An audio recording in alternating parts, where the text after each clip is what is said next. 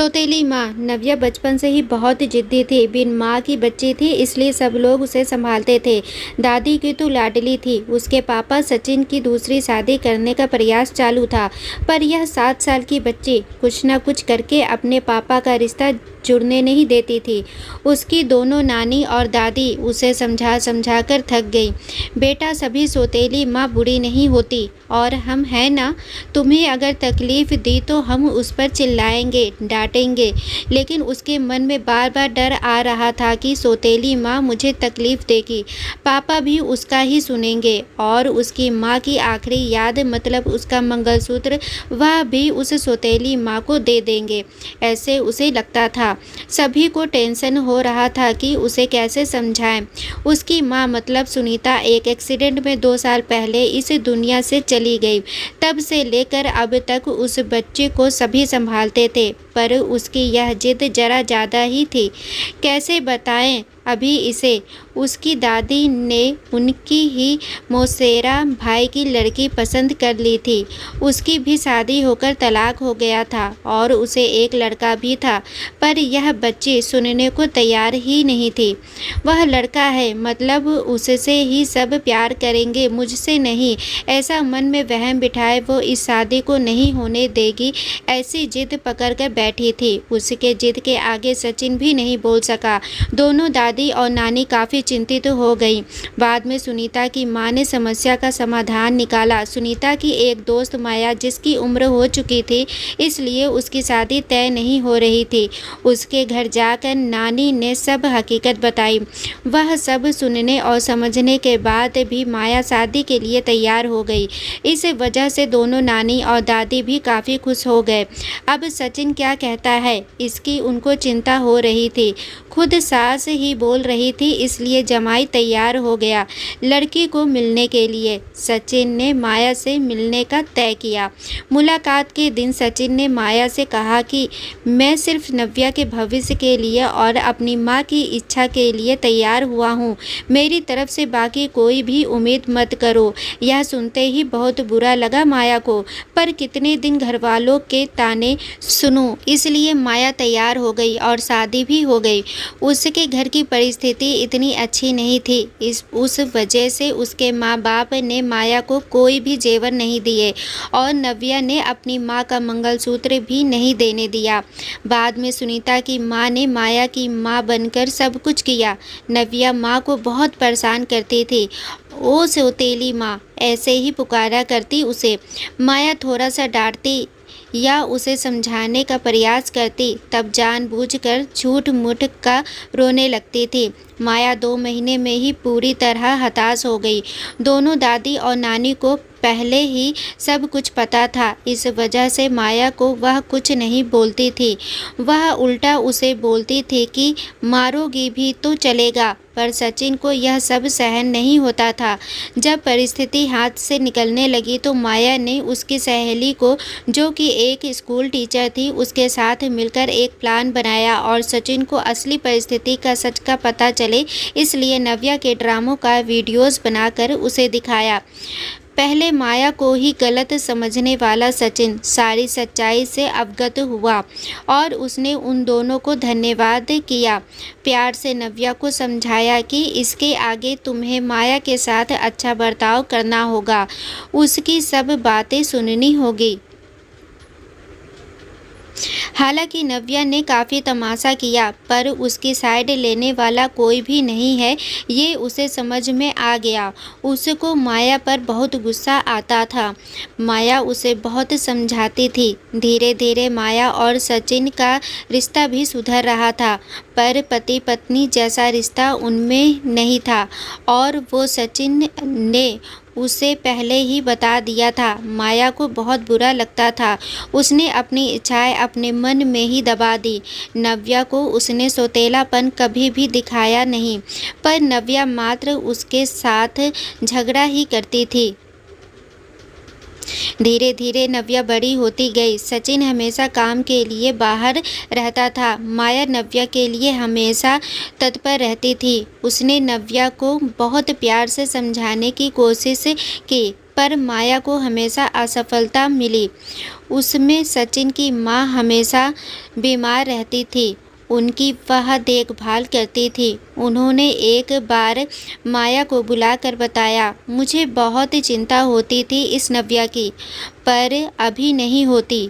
तुम हो ना, अभी मेरा कुछ भी हो जाए चलेगा, पर तुम्हारे लिए मुझे बहुत बुरा लगता है। जिस बच्चे के लिए तुम इतना करती हो, उसकी उसे कीमत ही नहीं है।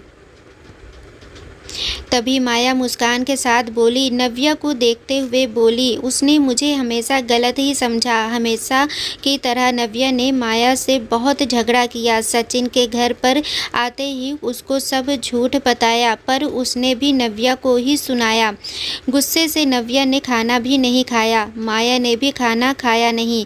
नव्या को समझाने के लिए गई तो माया ने कहा, मुझे तुम्हारी माँ की जगह नहीं चाहिए, उसकी आखिरी निशानी मतलब उसका मंगलसूत्र भी नहीं चाहिए। मुझे सिर्फ तुम माँ बोलकर पुकार लो, मेरे लिए उससे बड़ा कोई पुरस्कार नहीं होगा। जिस दिन तुम ऐसा करोगी उस दिन मुझे ममता का गहना मिल जाएगा, वही मेरा खरा पहला गहना होगा। पर नव्या सुनेगी तब ना। जैसा था वैसे ही सब चालू रहा। कई दिनों बाद दादी की तबीयत बिगड़ी। उन्होंने सचिन को बुलाया और कहा, माया बहुत अच्छी लड़की है, वह कभी भी भेदभाव नहीं करेगी, तुम उसको अपनी पत्नी की तरह स्वीकार कर लो। उसकी भी कोई उम्मीद होगी तुमसे, वह पूरा करो। ये आखिरी शब्द बोलकर दादी चल बसी। सचिन को माँ के वह शब्द कान में गूंज रहे थे। महीना हो गया तब भी वही शब्दों का विचार करके गैलरी में शांत बैठा था। उतने में माया ने खाना खाने के लिए आ रहे हैं ना, ऐसा बोलकर बुलाने आई। सचिन का सब्र का बांध टूट गया। वह माया के गोद में सिर रखकर बहुत रोने लगा। आज 5 साल बाद पहली बार सचिन ने माया को छुआ। माया घबरा गई। उतने में नव्या वहां पर आ गई। इस वजह से वह विषय वहीं पर ही खत्म हो गया। कई दिनों बाद वापस सब नॉर्मल हो गया। दोनों ही अब शरीर से मन से नज़दीक आ गए थे। नव्या को समझ आने के बाद वह भी जरा अच्छा बर्ताव करने लगी। अभी उसकी 12वीं की परीक्षा थी, इसलिए माया उसके टाइम टेबल सब ठीक से संभाल रही थी। कुल मिलाकर सब अच्छा चल रहा था। ऐसे में उनकी खुशियों को नज़र लग गई। सचिन का भी एक्सीडेंट हो गया और वह गुजर गया। अभी माया और नव्या वह दोनों ही थी। एक दूसरे के लिए जो भी सेविंग थी उस पर घर चल रहा था। माया तो ग्रेजुएट नहीं थी, इस वजह से उसे नौकरी मिलने में दिक्कत आ रही थी। छोटी छोटी नौकरी करके वह घर खर्चा चला रही थी। सचिन की सब सेविंग उसने नव्या के लिए रख दी। अब नव्या को प्यार हो गया था सुशांत नाम के लड़के से। इस वजह से माया ने उनका प्रेम विवाह करने का सोचा। सब लोग अच्छे हैं, नव्या भी खुश रहेगी ऐसा उसे विश्वास था, पर सुशांत की मां खड़ूस थी।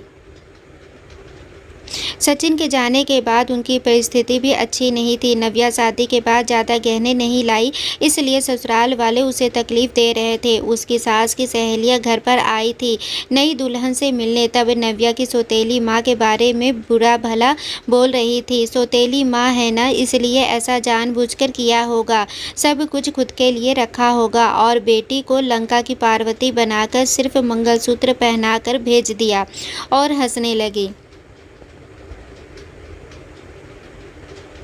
अभी उसका खुद पर का नियंत्रण टूट गया। मेरी माँ की आखिरी याद मतलब यह मंगलसूत्र है जो मेरी इच्छा थी कि मैं ही इसे पहनूं। यह मंगलसूत्र मेरी माँ का आशीर्वाद का हाथ है और मेरी माया माँ को बुरा भला बोलने का तुम्हें कोई भी हक नहीं है। आज वह है इसलिए मैं हूँ। उन्होंने मुझे अच्छे संस्कार दिए, डिसिप्लिन सिखाया, संयम और बड़ों का सम्मान, यह सब बातें कोई भी उम्मीद न रखते हुए सिखाया। पापा के जाने के बाद भी उन्होंने कमाए हुए एक पैसा भी खुद पर ना खर्च करते हुए सब पैसे मुझे दिए। कभी भी सौतेलापन उन्होंने मुझे नहीं दिखाया। मेरे लिए उन्होंने खुद का बच्चा तक नहीं होने दिया। पर मुझ पागल को कभी यह समझ में नहीं आया। उन्होंने मुझे सिर्फ और सिर्फ प्यार किया। मुझसे उन्हें एक ही चीज़ चाहिए थी जो मैं कभी नहीं दे पाई। सब औरतें एकदम सोच में पड़ गईं कि आखिर वह कौन सा चीज़ चाहिए थी। उन्होंने नव्या से पूछा उन्हें क्या चाहिए था। सच में बहुत महंगा गहना होगा, इसलिए तो उसने इतना एडजस्ट किया होगा। बातचीत हो रही थी, तब वहाँ माया आई और औरतें खुसर-फुसर करते हुए हंसने लगी। माया मन में डर गई, नव्या ने ऐसा क्या किया होगा, ऐसा क्या जो यह सब औरतें उसे देख रही हैं। तभी नव्या ने माया को गले लगाकर प्यार से माँ बुलाया। दोनों माँ बेटी सब भूलकर एक दूसरे की बाहों में गुम हो गई। औरतें जब जाना फूसी कर रही थीं कि तभी नव्या बोली, आप सबको वह गहना देखना था ना, यही माँ बुलाकर ममता का गहना उसे चाहिए था। माया को तो रोना आ रहा था। दोनों सचिन और दादी के फोटो के सामने खड़े रहकर उनके हाथ जोड़ कर खड़े थे। नव्या ने उनसे माफ़ी मांगी और माँ को कभी खुद से कभी दूर नहीं करूँगी ऐसा वचन दिया। दोस्तों, समाज में कई तरह की गलत धारणाएं फैली हुई हैं। हमें अच्छी और बुरी आदतों की परख रखनी चाहिए। क्या सही है क्या गलत है, ये लोगों की बातों में ना आकर खुद से सही और सत्य की परख रखनी चाहिए। सौतेला होना कोई गुनाह नहीं है जिसे स्वीकारा ना जा सके। जरूरी नहीं कि एक व्यक्ति का व्यवहार गलत है तो बाकी सबका व्यवहार भी गलत होगा। समय और परिस्थितियों के हिसाब से हमें उनके अनुसार ढल जाना चाहिए, इसी में हमारी भलाई है। दोस्तों, आशा करती हूँ कि आप लोगों को यह कहानी ज़रूर पसंद आई होगी। कहानी पसंद आई हो तो प्लीज़ चैनल को लाइक, शेयर एंड सब्सक्राइब करें। Thanks for watching.